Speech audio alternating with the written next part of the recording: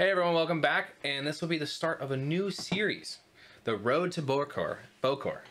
Well, it's going to be a short series because the Road to Bokur starts next week. Yes, it will be like, we're going to try to get like a few episodes out, but the reason we're doing this is because not a lot of news has happened in terms of like podcast relatable topics. And we do have we're doing some last minute cramming, and we kind of wanted to share that journey with y'all. Mm-hmm. And what we're doing to prep for this is be my first mini convention. Yeah, I've been to a few, Gen Con, Origins, Dragon Con when it really had miniatures. But I've never been to like Warfare Weekend or Lock and Load or Bokur itself. So it's going to be interesting to see like a War Machine dedicated. Yeah. Rather than just like a sensory overload of like every game you could possibly imagine in your face. For sure. And then we also wanted to use this first episode as a little like update on the army boxes for the Orgoth. I don't have any of the Candy the Red because we've been working on the bases, which I'll show in a second. But I have a few of the... I've been working on the arms, slowly getting them... Right now they're on the gloss black stage of painting. Mm-hmm. And I can show off this guy, because he's pretty cool. Nope.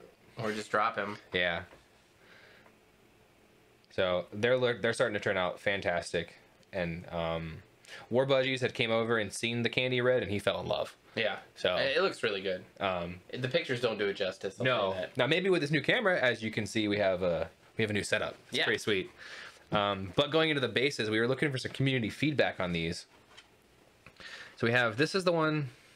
We have this one.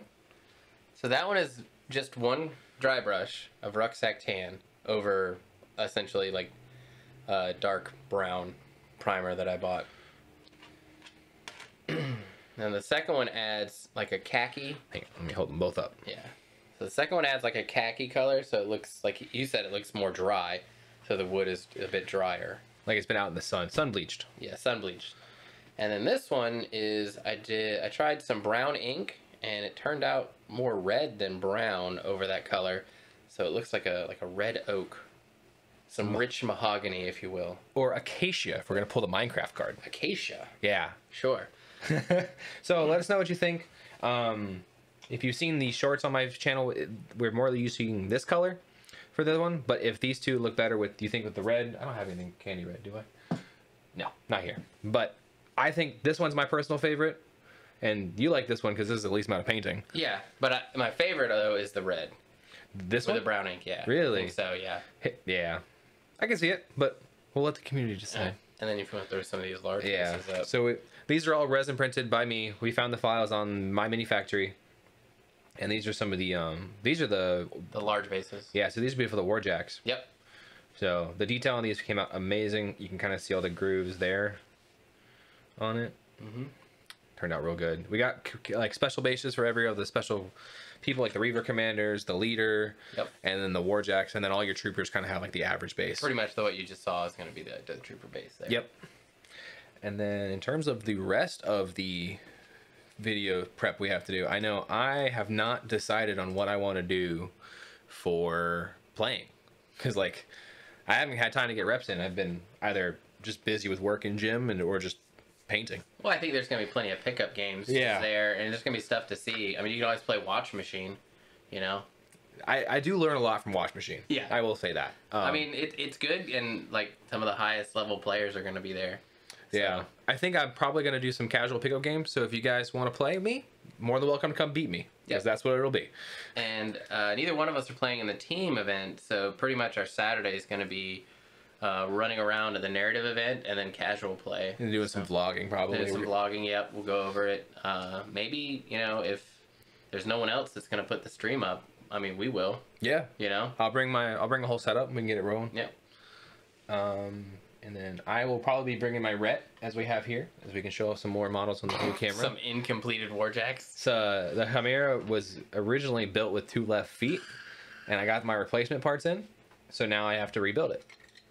And then there's a, what is that down there? That's a Manicore down there, just chilling. You know, I'm gonna interject something here. I'm gonna admit that I've been cheating a little bit. Played some Marvel Crisis Protocol. Oh no. And I would just want to say how awesome the replacement parts for Privateer Press is, because I picked up a couple Marvel Crisis Protocols and it was like a deformed arm. Okay. And I went like, oh, these guys will probably have a similar like replacement part system to it. Nope, No, not at all. not at all. You have to take the entire thing back to where you bought it. Then that company, wherever you bought it from, so your local game store or discount games or miniature market, will then order you a new one to replace it. Really? Yep. That's their official policy. I mean, that's better than Forge World still. All right, well, we're not going to get into Forge World where they're trying to fire people for, mispackaging stuff. Yeah. So, but yeah, just want to put that out there. The replacement part program is a phenomenal and Yes. easy thing to use. I've done it so easily. So, you want to mention any updates on that heads from Privateer Press? For the Colossal? Yeah. Oh, yeah. So, I don't know if I'd ever talked about it live. I wanted to do a Dust Colossal, like, by myself. I was like, hey. And I emailed Privateer Press. I was like, hey, can we print out some bigger heads from the Dust Jacks? I'll convert them onto the Colossal. Because I have 4 Colossals. I don't know why I have 4 Colossals, but I do. Well, because you bought them. Well, yes, but, like, people were, when I bought all my rep models, they're like, whatever. I don't need this Colossal. I'm like, sure, I'll take another. And now I ended up with 4. Didn't I give you one? I think I gave you one of mine. You gave me the one that's painted a little bit. Okay. And then the other 3 came from that kind of purchase. Because everyone had a Colossal, because everyone bought the mystery boxes. Yep. So that's a big project. Yeah. If Privateer Press ever delivers. And they didn't say no. That's the better part here. They didn't say no. They said, we're busy with printing other stuff. And I was like, valid. But I would love to do, like, because, like, I like to say my converting skills are pretty good. They haven't been seen on the channel yet, but you've seen my Storm Raven. Yeah, it's pretty good. It's like, pretty good. Yeah. I would love to do a converting. And, like, all I wanted them to do was to upscale the Dusk heads and maybe some of the shoulder joints, just like the shoulders, and I'll incorporate that into the model, and I can do the rest from there. Yeah. And I think that would, because I don't think they have plans for a Dusk or any new Colossals for a while. Nothing on the horizon. They're basically switching to the 80 millimeters for their Colossals. Yeah, and I would love to see like a Dusk Hyperion just thrown up there. That'd be cool. That would be cool. I'm excited for you. Yeah, maybe. Fingers crossed. Yeah, or maybe Jay can whip something up. Yeah, he said his 3D skills are not to the point where he can do that yet, but maybe one day we'll be getting there. He said his skills were more of an edit, not a create kind of thing. Right. And also, John from War Budgies just sent me a picture of the custom wall that he's built for the siege. And it is amazing. You guys whoever is going to Bokur, you're in for a treat. Yes. And he's got events. There's still some slots open on certain days for his event. If you are not playing any of the big events, definitely check out that might be what we do a lot of the events. We could. I mean, I'm sure if he needs a spot filled, he'll be like, "Hey, can you guys?" And and I'm down to just like help the event, not even play in it, just kind of like. You should probably vlog or record an entire one of those and post that as a battle report up. I think that would be pretty cool. Yeah. What do you guys think? A lot of asking you guys, because this is gonna be we're gonna be there. We're gonna do our best to cover everything, and we don't know what to cover because we've never been to one of these. Right. Yeah, I've only just played, so I've never actually been like a content creator-ish type. A content person. Content person. Yeah. Yeah. So. If you do see us there, I will be very easy to spot. I will have a ice skull mask on because my face will remain hidden as the Ice King I am. Yeah, and I pretty much look like Tom Cruise without hair, so I'll be pretty easy to spot too. He's basically, and he's the height of Krillin with the hair of Krillin. He's just missing the 4 dots. For my Dragon Ball and for fan. people that don't understand the reference, he's short and bald. Tom Cruise, yeah. Yeah, okay. Tom Cruise, he's short and bald, you know? But yeah, I'll have a giant mask on. I'm kind of tall, so I'll be probably... tall. You're not kind of tall, you're tall. That should be pretty easy to spot. Feel free to come up and say hi. I have no problems meeting people. And if you want to play a game, we can throw a game together. You're more welcome to kick my ass, because I'm not good at this game. He loves it, too. I love getting beat. Well, like I said, I think it's better to lose than to win most of the time. 100%. And I'd rather play more casually, just because I know I can learn something. We can both have fun with it. Yep. And it's just like... I know I need to learn a lot before I even like... He's like, that was my big thing. I didn't want to play in this event and then just like, not just give away wins to people. Because like, I'm not that level. I barely... Yeah, but you're still going to learn. 100%. But like, I don't have fun going 1 and 3 and the only win I had was the bye. Well, you know. Yeah. Because I've done that with like card games. I would go to a card game and I'd play and I'd bottom frag, and I learned something. And the next tournament I'd go mid, and the next tournament I placed. Yeah. That is the best way to do it. But if I can get a bunch of just casual games in, a ton of reps in, I'd rather do that. Okay. Yeah. So I think that's what I'll do. Unless you guys think I should do otherwise, and just full send with some tridents. Fuck you! I hate tridents. You're so stupid. I hate you. Can't believe they brought them back with like almost no changes. Oh yeah. So what? Oh, you want to talk about your snacks that you're bringing? Oh yeah. So like we're gonna do. You guys, another question for y'all. Let us know what you want to see in this like video, like in like these coming videos as we prep. Because I have a couple ideas, and one of them will be a little snack video of what we buy for snacks. Because I'm a healthy person. I'm gonna stack Gushers and fruit roll-ups on top of all your beef jerky and protein bars. Protein bars, yeah. Hell yeah. And I'll eat the fruit Gushers too. I don't care. It's the weekend. It's cheat day. Cheat day. Okay. Well, yeah, because calories at conventions don't count. I like that. Fact. It's just a I fact. like that. Yeah. That's a good one. So, yeah. Hopefully, also, I don't know. Did I tell you that one of the top pizza places in the world is there? Really? Like right down the road. Yeah. I think we're gonna pass one of the top ice cream places too. Ice cream. Wow, fatty. Jesus. This kind of turned into a podcast. That's probably what it get posted as. But yeah.